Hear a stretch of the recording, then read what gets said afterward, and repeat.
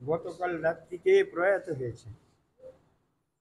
তার প্রয়াণে শুধু পাঁচপুকুরে বুথের নয়, নৈছনপুর এক অঞ্চলে তৃণমূল কংগ্রেসের বহুত ক্ষতি হলো, কিন্তু মানুষকে ধরে রাখার ক্ষমতা আপনার আমার কারণ নেই। তিনি আজ আমাদের সামনে নেই, চলে গেছেন।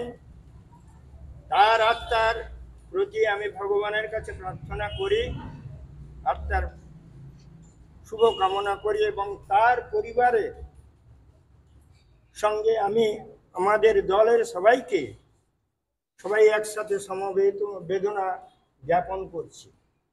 সেই সাথে সাথে আমি আপনাদের কাছে বলছি যে আমার এই অঞ্চলের একজন সৈনিক তৃণমূল কংগ্রেসের, আজ তিনি আমাদের কাছ ছেড়ে চলে গেলেন।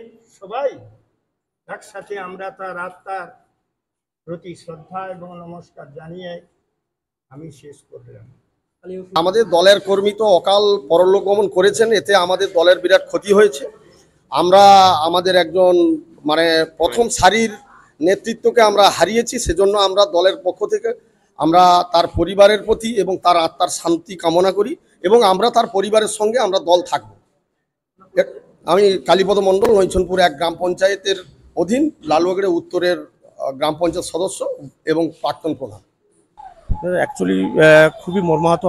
আমরা চেষ্টা করেছিলাম প্রথমে হচ্ছে আমরা তমলুক সেবার নার্সিংহোমে ভর্তি করি রাত্রিতে যখন খবর পাই। তারপরে আমরা নিয়ে গেছিলাম নারায়ণী থেকে ওখান থেকে আমরা আবার এখানে নিমসে নিয়ে আসি। তমলুকের নিমস থেকে যখন আমরা লাস্ট চেষ্টা করার পরে আমরা পিজিতে অনেক সুপারিশ করে আমরা পিজিতে নিয়ে গেছিলাম। পিজিতে প্রায় 18 দিন আজ নিজের শরীরের সঙ্গে যুদ্ধের সঙ্গে পাঞ্জা লড়েছে, কিন্তু 18 দিন পরে আমরা আর টিকি রাখতে পারলাম না।